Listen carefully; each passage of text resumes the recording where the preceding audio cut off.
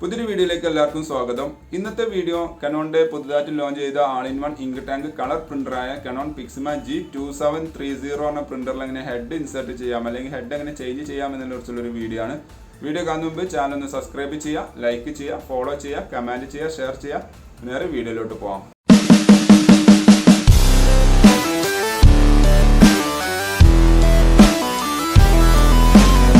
പ്രത്യേകം ശ്രദ്ധിക്കുക, കഴിയുന്നതും നിങ്ങൾ ഇതൊരു ഓതറൈസ്ഡ് ടെക്നീഷ്യനെ കൊണ്ട് മാത്രം ചെയ്യിപ്പിക്കുക.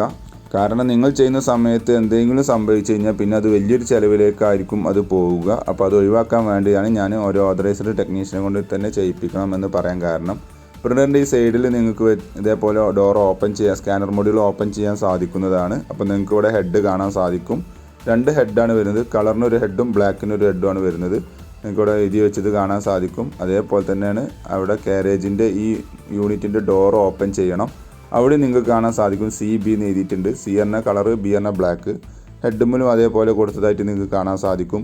അപ്പോൾ അതിൻ്റേതായ കറക്റ്റ് സ്ലോട്ടിൽ മാത്രമേ ഹെഡ് ഇൻസേർട്ട് ചെയ്യാൻ പാടുള്ളൂ. ആ കാര്യം ശ്രദ്ധിക്കണം. അപ്പോൾ പാക്ക് ചെയ്യാൻ പൊട്ടിച്ചതിന് ശേഷം ഹെഡ് എടുത്തു. ഹെഡിൽ ഈ കാണുന്ന 2 ഓറഞ്ച് സ്റ്റിക്കർ മസ്റ്റായിട്ട് റിമൂവ് ചെയ്യണം. ഞാൻ ഓറഞ്ച് സ്റ്റിക്കർ റിമൂവ് ചെയ്യാൻ പോവുകയാണ്. അത് റിമൂവ് ചെയ്യാതെ ഒരിക്കലും ഹെഡ് അതിലേക്ക് ഇൻസേർട്ട് ചെയ്യാൻ പാടില്ല. ആ കാര്യം ശ്രദ്ധിക്കണം. ആ ഓറഞ്ച് സ്റ്റിക്കർ ഞാൻ റിമൂവ് ചെയ്തിട്ടുണ്ട്. എന്നിട്ട് കറക്റ്റ് ആ സ്ലോട്ടിലേക്ക് നമ്മൾ വെക്കണം.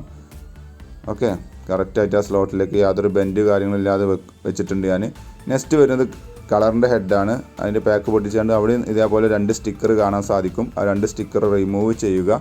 എന്നിട്ട് ആ സീൻ എഴുതിയ കളറിൻ്റെ ആ കറക്റ്റ് കളർ ഹെഡ് ഇടേണ്ട കറക്റ്റ് സ്ലോട്ടിലേക്ക് ഇതേപോലെ ജസ്റ്റ് ഒന്ന് ഇൻസേർട്ട് ചെയ്ത് കൊടുത്താൽ മതി. എന്നിട്ട് ഈ ഡോറ് ക്ലോസ് ചെയ്യണം. അത് ക്ലോസ് ചെയ്യാതെ ഒരിക്കലും പ്രിൻ്റർ ഓൺ ആക്കാൻ പാടില്ല. അത് ക്ലോസ് ചെയ്തതിന് ശേഷം പിന്നെ സ്കാനർ മൊഡ്യൂൾ നമുക്ക് ഫുൾ ക്ലോസ് ചെയ്യുക.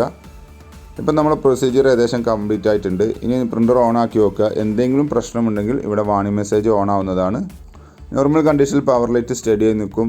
നിങ്ങൾ എന്തെങ്കിലും ഡോക്യുമെൻറ്റ് പ്രിൻറ്റ് കൊടുത്തു കഴിഞ്ഞാൽ പ്രിൻറ്റ് ചെയ്ത് വരുന്നതാണ്. അപ്പോൾ ഇതേപോലെ ട്രൈ ചെയ്ത് നോക്കുക.